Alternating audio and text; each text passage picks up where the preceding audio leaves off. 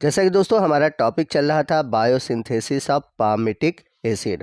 और previous video में हमने जाना कि जो पामिटिक एसिड का बायोसिंथेसिस होता है हमारे शरीर में, वो 3 स्टेप से होकर गुजरता है। तो इन 3 स्टेप में से 2 step, production of acetyl coenzyme A and NADPH and formation of malonyl coenzyme A, इनके बारे में हमने प्रीवियस वीडियो में डिस्कस किया हुआ है। अगर आपने वो वीडियो नहीं देखा है तो प्लीज़ आप वो प्रीवियस वीडियो देख लीजिए। और इस वीडियो का लिंक मैंने ऊपर आई बटन में और नीचे डिस्क्रिप्शन बॉक्स में दे रखा है।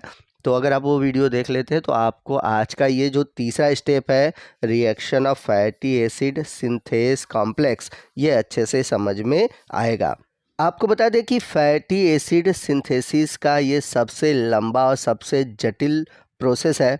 और ये जो प्रोसेस है ये एक प्रकार के एंजाइम द्वारा कैटलाइज की जाती है, जिसे हम बोलते हैं फैटी एसिड सिंथेस, जिसे शॉर्ट में हम बोलते हैं FAS कॉम्प्लेक्स। तो ये जो FAS है ये हायर एनिमल के केस में, या फिर हम कह सकते हैं अगर हम ह्यूमन की बात करें तो ये डाइमर के रूप में पाया जाता है। या फिर हम ऐसे भी कह सकते हैं कि FAS कॉम्प्लेक्स में 2 यूनिट होते हैं और हर एक यूनिट 60 एंजाइमेटिक रिएक्शन को कंप्लीट करता है। यानी कि आप देख सकते हैं कि जो FAS है ये कई सारे एंजाइम से मिलकर बना होता है। तो यहाँ पर हम बहुत डिटेल में इसके बारे में नहीं पढ़ेंगे, मैं आपको शॉर्ट में इसके स्ट्रक्चर के बारे में बता दूं, क्योंकि जब आप इसके स्ट्रक्चर के बारे में समझेंगे तभी आपको आगे का रिएक्शन अच्छे से समझ में आएगा। तो मैं पूरी कोशिश करूँगा कि आपको जितना समझना है उतना ही टॉपिक समझाऊँ। तो अगर हम बात करें फैटी एसिड सिंथेटेज एंजाइम के बारे में, यानी कि FAS कॉम्प्लेक्स के बारे में, तो इसमें आप देख सकते हैं एक सिस्टीन ग्रुप जुड़ा हुआ है और दूसरा जुड़ा हुआ है ACP ग्रुप। ACP को हम कहते हैं एसाइल कैरियर प्रोटीन।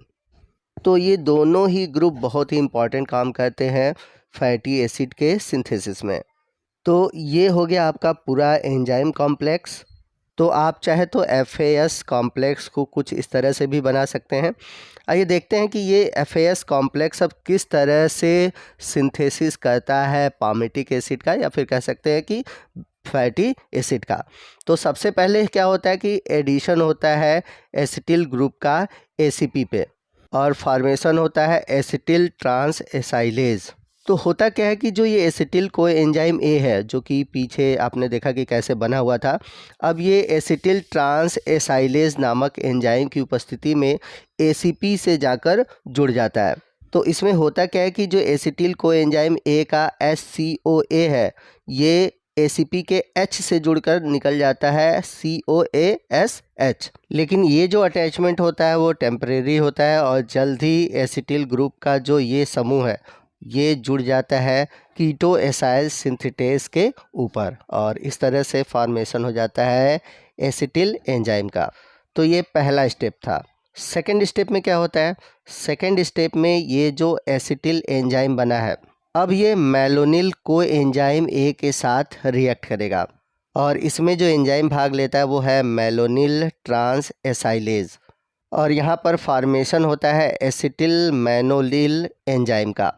अब देखिए यहाँ पर भी वैसे ही हुआ है कि जो मेलोनिल कोएंजाइम ए का HCOA ग्रुप है वो H के साथ जुड़कर फॉर्मेशन करता है COASH का।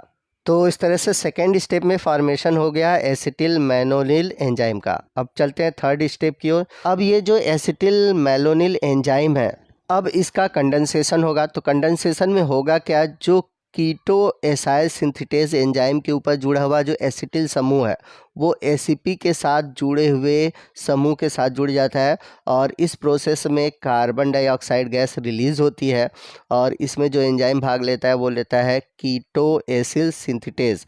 तो यहाँ पर मैंने बताया कि ये जो CO2 है वो रिलीज़ हो जा रहा है, और रिलीज होने के बाद फॉर्मेशन होता है कीटो एसिटिल ACP, जिसे जो कि एक 4 कार्बन कंपाउंड है। तो यहाँ पर आप देख सकते हैं 4 कार्बन कंपाउंड है।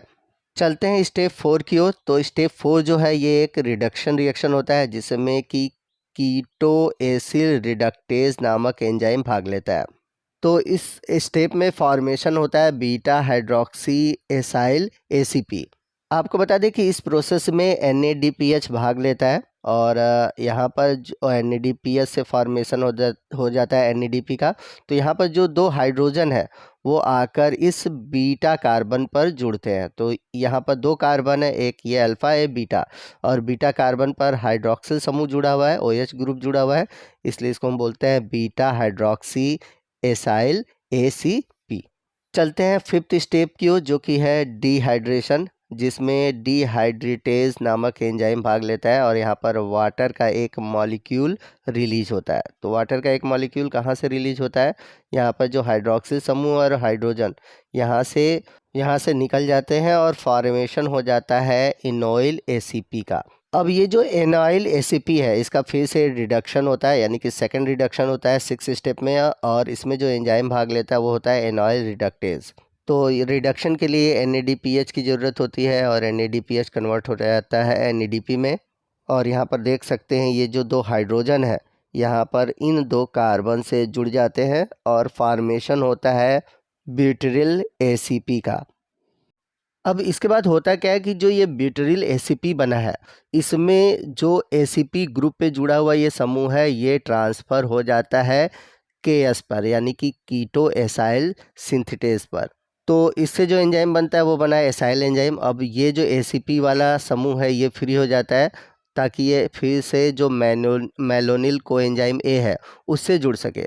अब जब मेलोनिल कोएंजाइम A जुड़ेगा तो मेलोनिल कोएंजाइम A में हमने देखा कि दो कार्बन था, चूँकि 3 कार्बन थे तो उसमें से एक कार्बन डाइऑक्साइड निकल गया था, पीछे आपने जो स्टेप देखा था। तो अब बच जाता है उसमें 2 कार्बन।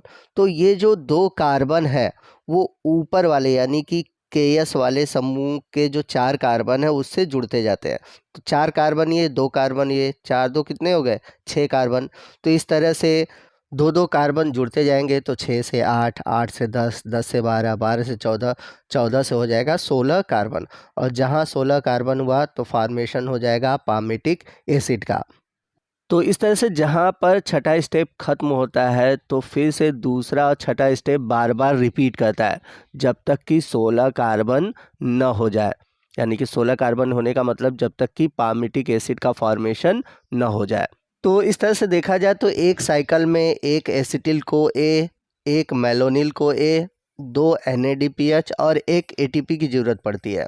अब इसके बाद जो स्टेप 2 से लेकर स्टेप 6 है ये 6 बार रिपीट होता है। तो इसमें आपके 6 मेलोनिल को A, 12 NADPH और 6 ATP की ज़रूरत पड़ती है। तो इस तरह से देखा जाए तो एक पामेटिक एसिड के निर्माण में एक एसिटिल को A, 7 मेलोनिल को A, 14 NADPH और 7 ATP की ज़रूरत पड़ती है। अब जब पामेटिक एसिड का फॉर्मेशन हो जाता है तो ये कैसे FAS से अलग होता है, तो इसके लिए एक एंजाइम होता है थायोस्टीरेज एंजाइम। तो ये थायोस्टीरेज एंजाइम क्या करता है, इस पामेटिक एसिड का जो चेन है इसको FAS से अलग कर देता है और इस तरह से इंड प्रोडक्ट के रूप में एक अणु पामेटिक एसिड का 14 NADP प्लस 6 H2O 8 COA और 7 कार्बन डाइऑक्साइड निकलते हैं। तो दोस्तों इसी के साथ बायोसिंथेसिस ऑफ पामेटिक एसिड का फॉर्मेशन ख़त्म होता है। और ये जो टॉपिक है हमने इसे 2 पार्ट में देखा। तो जो भी स्टूडेंट हमारा सेकंड पार्ट देख रहे हैं वो फर्स्ट पार्ट ज़रूर देख ले, तभी उनको ये आज का ये जो सेकंड पार्ट है वो अच्छे से समझ में आएगा। तो आपको आज का ये वीडियो कैसा लगा कमेंट करके ज़रूर बताइएगा। वीडियो अच्छा लगा हो तो प्लीज़ वीडियो को लाइक करिएगा, अपने दोस्तों में शेयर कीजिएगा। तो मिलते हैं अगले वीडियो में अगले टॉपिक के साथ, तब तक के लिए जय हिंद, जय भारत।